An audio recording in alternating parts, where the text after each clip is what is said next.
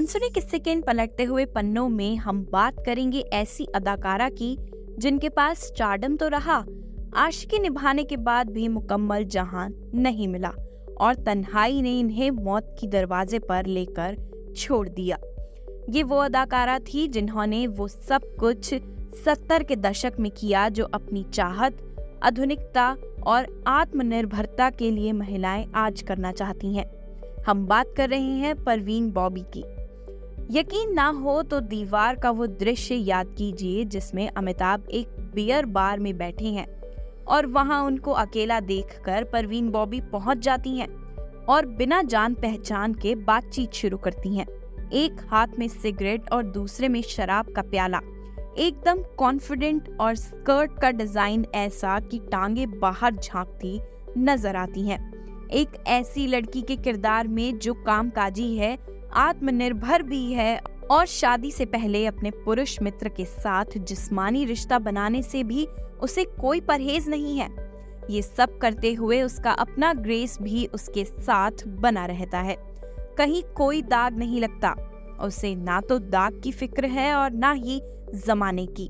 जब सिनेमाई पर्दे पर अच्छी लड़कियों के सलवार सूट और साड़ी पहनने का चलन था, तब पश्चाते रंग ढंग में पली बढ़ी परवीन बॉबी को फिल्म निर्देशक B.R. इशारा ने पहली बार क्रिकेटर सलीम दुर्रानी के साथ 1973 में फिल्म चरित्र में मौका दिया था। फिल्म तो फ्लॉप हो गई, लेकिन परवीन बॉबी का जादू चल निकला। 4 अप्रैल 1949 को सौराष्ट्र के जूनागढ़ के एक मिडिल क्लास मुस्लिम परिवार में जन्मी परवीन बॉबी ने अहमदाबाद के सेंट जेवियर्स कॉलेज से अंग्रेजी साहित्य में BA किया था और मॉडलिंग में करियर तलाश रही थी। B.R. इशारा नई अभिनेत्री की तलाश में थे। ऐसे ही किसी दिन उनकी नजर परवीन बॉबी पर पड़ी थी, जो उस वक्त सिगरेट का कश लगा रही थी और इशारा ने तय कर लिया कि उनकी अभिनेत्री मिल गई है। परवीन बॉबी को पहली कामयाबी मजबूर फिल्म में मिली, अमिताभ बच्चन के साथ 1974 में। इसके बाद एंग्री यंग मैन के साथ परवीन बॉबी ने कई कामयाब फिल्में की, जिनमें दीवार, अमर अकबर एंथनी, शान और कालिया जैसी फिल्में शामिल है। 1976 में परवीन बॉबी इस कदर कामयाब हो चुकी थी कि उस साल प्रतिष्ठित मैगजीन टाइम ने उन्हें अपने कवर पर छापा था। सिनेमाई करियर में वो जितनी कामयाब हुई, वैसी कामयाबी उन्हें अपनी निजी जीवन में तो नहीं मिली। पहले पहल उनका अफेयर डैनी के साथ हुआ, लेकिन ये प्यार बहुत आगे नहीं बढ़ पाया। डैनी ने फिल्म फेयर को दिए एक इंटरव्यू में बताया था कि परवीन बॉबी और उनका साथ 3-4 साल का रहा था।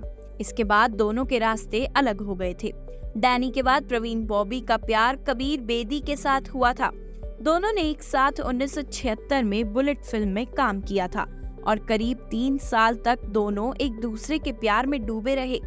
कबीर बेदी के प्यार की खातिर परवीन बॉबी ने अपने चमचमाते करियर को भी छोड़ दिया, लेकिन दोनों के बीच सब कुछ ठीक नहीं रहा तो परवीन बॉबी बॉलीवुड वापस लौट आई। जब वो वापस लौटी तो भी इंडस्ट्री ने उन्हें हाथों हाथ लिया। कबीर बेदी के साथ ब्रेकअप को अपने जीवन का टर्निंग पॉइंट बताने वाली परवीन बॉबी इसके बाद महेश भट्ट के रोमांस में पड़ी। दोनों का रोमांस 1977 के आखिर में शुरू हुआ था, तब महेश भट्ट भी कबीर बेदी की तरह शादीशुदा थे। इस फिल्म से जहां महेश भट्ट का करियर परवान चढ़ा, वहीं परवीन बॉबी ऐसी स्थिति में पहुंच गई जहां से उनका मानसिक संतुलन डगमगाने लगा था। हालांकि परवीन बॉबी ने खुद को कभी इस बीमारी की चपेट में नहीं बताया। उन्होंने ये जरूर माना था कि आनुवांशिक मानसिक बीमारी ने उन्हें चपेट में ले लिया था। महेश भट्ट के चलते ही परवीन बॉबी आध्यात्मिक गुरु UG कृष्णमूर्ति के संपर्क में आई और उनके कहने पर ही 1983 में परवीन बॉबी ने बॉलीवुड को छोड़ दिया। थोड़े समय तक वो बैंगलोर में रही, इसके बाद अमेरिका चली गई थी। ये वही समय था जब परवीन बॉबी अपने करियर को गंभीरता से ले रही थी और अमिताभ बच्चन के साए से बाहर कुछ अलग करने की कोशिश भी कर रही थी। इसकी झलक जितेंद्र के साथ उनकी फिल्म अर्पण में भी दिखी थी, जिसमें पाश्चात्य रंग ढंग से अलग साड़ी में लिपटी परवीन दिखी थी। इतना ही नहीं, ऋषिकेश मुखर्जी की फिल्म रंग बिरंगी और इस्माइल श्रॉफ की फिल्म दिल आखिर दिल है जैसी फिल्मों में उन्होंने काम करना शुरू कर दिया था।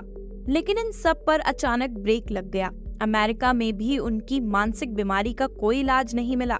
मानसिक बीमारी और सनक की हद तक अपनी शर्तों पर जीने वाली शक-मिजाजी के बाद भी प्रवीण बॉबी अपने जीवन के अंतिम दिनों तक आत्मनिर्भर बनी रही, किसी की मोहताज नहीं रही। लेकिन ये भी सच है कि जिस प्रवीण बॉबी के घर के सामने प्रोड्यूसरों की कतार बैठी रहती थी, उस प्रवीण बॉबी के आखिरी दिनों में सबने उन्हें भुला दिया था। करीब 1 दशक तक का स्टारडम और 50 फिल्में उनके जीवन के सूनेपन को भर नहीं पाई। यही अकेलापन उन्हें आखिरी समय तक सालता भी रहा। कुछ तो बॉलीवुड में बने रहने का दबाव, कुछ प्यार में मिलने वाले धोखों और कुछ मानसिक बीमारी, इन सब ने आपस में मिलकर प्रवीण बॉबी के करिश्मे को फीका जरूर कर दिया, लेकिन उनका असर बॉलीवुड में लंबे समय तक बना रहेगा। साल 2005 में प्रवीण बॉबी के निधन के बाद आज भी लोग इनकी फिल्मों को देख उन्हें याद करते हैं। तो ये था प्रवीण बॉबी की जिंदगी से जुड़ा किस्सा। ऐसे और भी किस्सों को सुनने के लिए अभी सब्सक्राइब करिए हमारे चैनल